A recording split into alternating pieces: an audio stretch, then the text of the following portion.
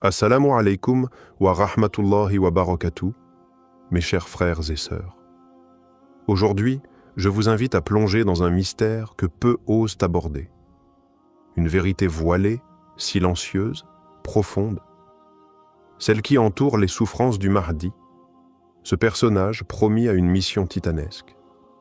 Mais si l'on vous disait que, bien avant son apparition, il souffre déjà, qu'il porte en lui une douleur invisible, connue seulement d'Allah et révélée à certains cœurs éclairés. Ce que nous allons évoquer aujourd'hui n'est pas un récit classique de triomphe, de conquête ou de gloire. C'est l'histoire d'un homme choisi, préparé, mais aussi éprouvé dans sa chair et dans son âme.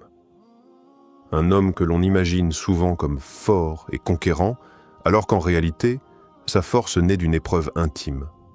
Une maladie secrète, une douleur constante, une solitude écrasante. Des savants comme Ibn Arabi ont laissé entrevoir des signes, des visions, des intuitions profondes. Selon eux, le Mahdi n'émergera pas comme un guerrier intact, mais comme un homme brisé, renforcé par l'épreuve.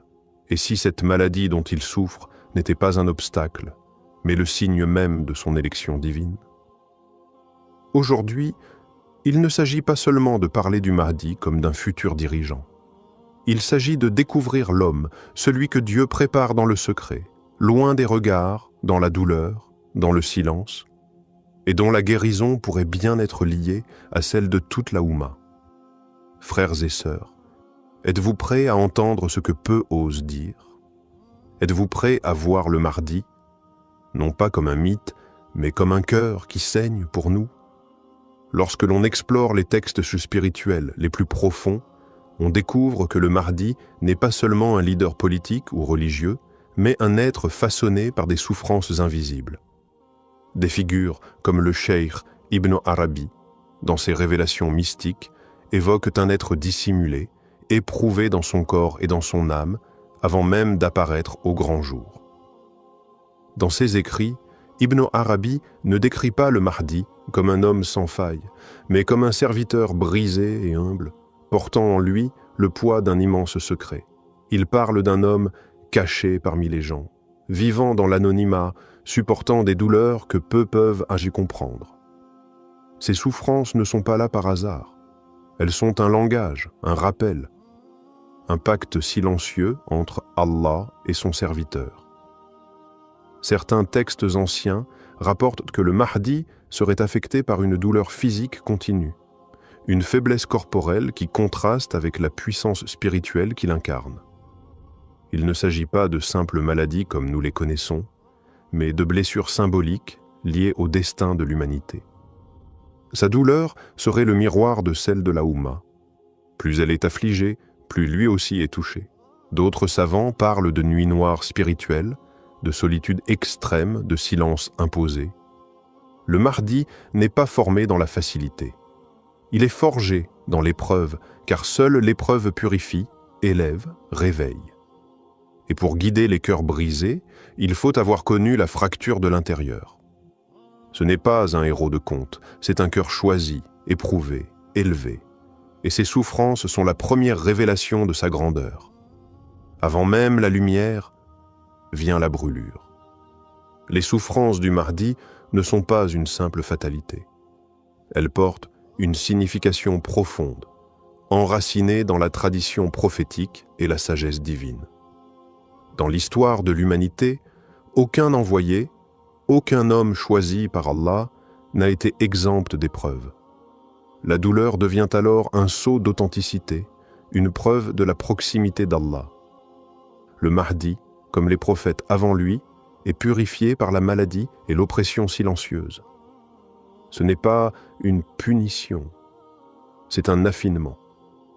Allah façonne ainsi ses élus, en brisant leurs attachements à ce bas monde, en les rendant entièrement dépendants de lui. Chaque douleur ressentie par le Mahdi l'arrache un peu plus à la dunya et l'élève vers l'invisible. Des savants disent que cette douleur est un secret entre Allah et son serviteur, une conversation muette, continue, qui l'accompagne jour et nuit. Elle le protège de l'orgueil, de l'impatience, de la colère. Elle le garde humble, doux, silencieux. Elle le pousse à se réfugier dans la prière, dans l'invocation, dans les larmes. C'est dans cette intimité spirituelle, loin des hommes, que le Mahdi est préparé. La maladie n'est donc pas un frein à sa mission. Elle en est la fondation. Comme un feu purificateur, elle brûle en lui tout ce qui pourrait entraver son rôle. Elle détruit l'ego, elle assèche les désirs, elle vide son cœur pour que seul Allah y demeure. Et lorsqu'il sortira, il ne sera pas un homme fort par ses muscles, mais un homme fortifié par la douleur, lucide, doux et redoutable. Car sa souffrance, loin de l'affaiblir, l'a transformé en miroir limpide de la volonté divine. L'un des aspects les plus marquants du parcours du Mahdi, tel que décrit par plusieurs savants spirituels, est son isolement profond et volontaire, imposé par Allah. Cet isolement n'est pas une fuite. C'est un ordre divin, une nécessité pour forger un être capable de supporter la lumière et le poids d'une mission planétaire. Comme Moussa a été retiré du peuple pendant 40 nuits, comme le prophète Muhammad a été isolé dans la grotte de Hira, le Mahdi est tenu à l'écart, loin du tumulte, loin des regards. Cet isolement est dit marqué par le silence, la solitude, la douleur physique et la réflexion intense. Il vit parmi les hommes, mais il est comme invisible. Allah l'a caché, non par peur, mais par sagesse. Il ne doit pas être contaminé par les passions de ce monde. Chaque jour, il observe, il pleure, il patiente. Son cœur est brisé 1000 fois par ce qu'il voit, l'injustice, la décadence morale, la confusion dans la Oumma. Mais cet isolement n'est pas un abandon, c'est l'école secrète d'Allah. Loin des applaudissements et des louanges, c'est là qu'il apprend la vraie reliance. Il découvre la force du tawakkul, l'endurance, la douceur face à la douleur. Ce silence qui pourrait tuer un autre homme renforce le Mahdi. Il n'a pas besoin de paraître, il a besoin d'être. Et Allah le prépare dans le mystère, comme on façonne une lame dans l'obscurité avant de l'exposer à la lumière. C'est dans ce vide apparent que la grandeur du Mahdi prend forme, doucement, mais inévitablement. La souffrance du Mahdi ne se limite pas à une maladie physique identifiable. Elle est bien plus profonde, intérieure, subtile, invisible aux yeux du monde. Il ressent une fatigue constante, comme si son corps portait le poids d'une autre époque, d'un autre monde. Son cœur est souvent lourd, sans cause apparente. Il ressent une tristesse sans nom, une sorte de mélancolie spirituelle que même la prière ne dissipe pas entièrement, car elle ne vient pas de lui, mais de ce que lui fait porter Allah. Parfois, il est pris d'angoisse silencieuse, de douleur dans la poitrine, de fièvre qui ne laisse aucune trace, des maux qui ne se guérissent ni par les remèdes ni par le repos. Ce sont des symptômes de l'âme, des blessures profondes liées à son destin. Il est le cœur battant d'une Oumma malade, et chaque battement est teinté d'un écho du mal qui touche la communauté. Il connaît aussi les douleurs du doute, non pas envers Allah, mais envers lui-même. Pourquoi suis-je encore là? Pourquoi suis-je celui qui doit porter ce fardeau? Il pleure parfois seul, dans la nuit, en se sentant indigne. Et pourtant, c'est précisément ce doute qui confirme son authenticité. Car seuls les véritables serviteurs se sentent trop petits pour une tâche immense. Il ne parle pas de sa souffrance. Il la cache. Il sourit parfois, mais au fond, son âme est en feu. Et ce feu est ce qui le distingue. Un feu intérieur qui ne détruit pas, mais qui purifie. Ce feu est la réponse d'Allah à une Oumma qui a trop longtemps éteint la lumière. Le Mahdi souffre, pour nous. Il y a un lien mystérieux, mais puissant, entre la douleur du Mahdi et l'état de la Oumma. Sa souffrance n'est pas individuelle. Elle est le reflet direct de notre désunion, de notre éloignement d'Allah, de nos péchés collectifs. Plus l'injustice se répand, plus la foi s'affaiblit, plus l'obscurité gagne le cœur des musulmans, plus le Mahdi ressent en lui un poids invisible. Il est comme un miroir spirituel. Ce que vit la communauté, il le porte dans sa chair. chaque larme d'un orphelin abandonné, chaque oppression vécue par un musulman, chaque mosquée profanée, résonne en lui comme une blessure ouverte. Il ressent tout cela avec une intensité que personne ne peut comprendre.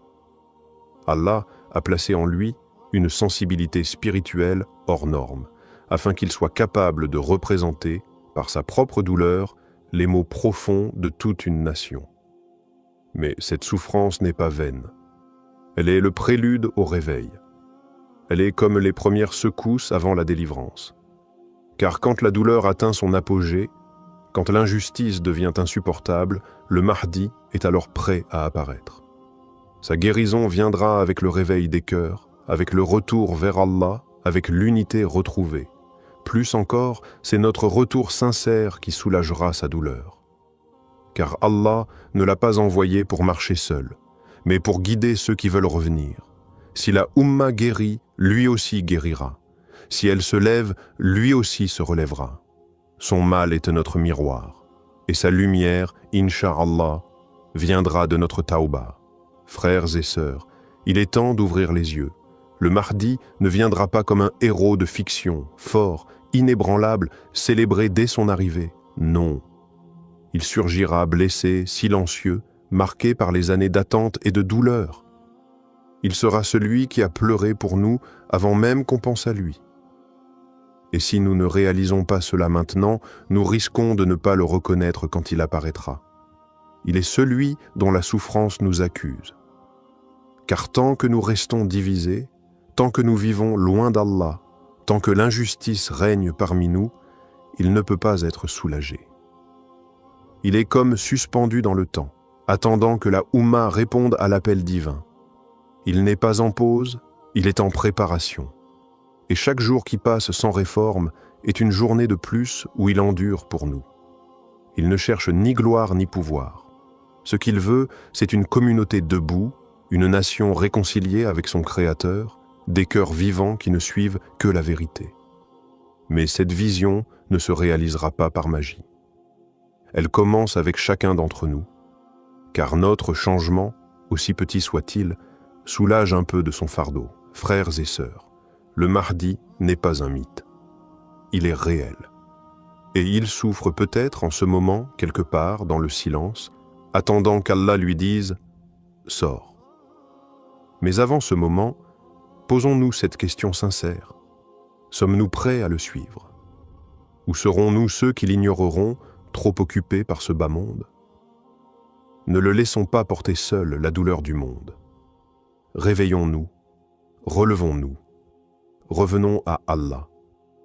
Car c'est en guérissant notre propre cœur que nous hâterons par sa permission la guérison du sien.